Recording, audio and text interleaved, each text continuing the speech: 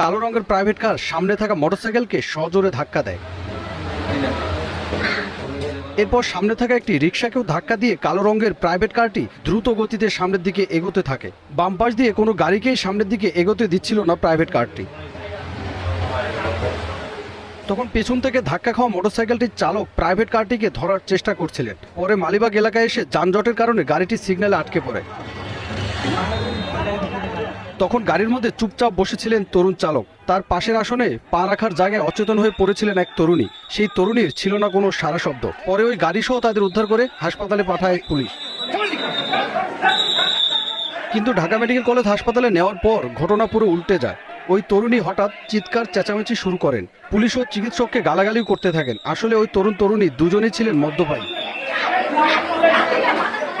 শুধু তাই নয়, পুলিশের অনুরোধে চিকিৎসক যখন তাদের স্টোমাক ওয়াশ করতে বলে তখন শুরু হয় প্রবল মাতলামি। কিছুতেই ওয়াশ করবেন না তারা। জরুরি বিভাগের টিকিটও ছিঁড়ে ফেলেন বারবার। অকথ্য ভাষায় গালাগালি করতে থাকে তাদেরকে নিয়ে আসা কর্তব্যরত পুলিশ অফিসার এবং আনসারদেরকে। এক পর্যায়ে মাটিতে পড়ে গড়াগড়ি খায় ওই তরুণী। এভাবেই পার হয় 3 ঘন্টা। অবস্থা বেগতিক দেখে ঢাকা মেডিকেল পুলিশ ফাঁড়ির সহ ইনচার্জ মাসুদ মিয়া সংবাদ দেয় শাহবাগ থানা পুলিশকে। পরে রামপুরা থানার মহিলা পুলিশ এসে তাদেরকে থানায় নিয়ে যায়। পুলিশ জানায় ওই তরুণ ও তরুণী দুজনেই নর্থ সাউথ বিশ্ববিদ্যালয়ের শেষ বর্ষের শিক্ষার্থী। তারা দুজনেই মাত্রা অতিরিক্ত মদ খেয়ে মাতলামি করছিলেন।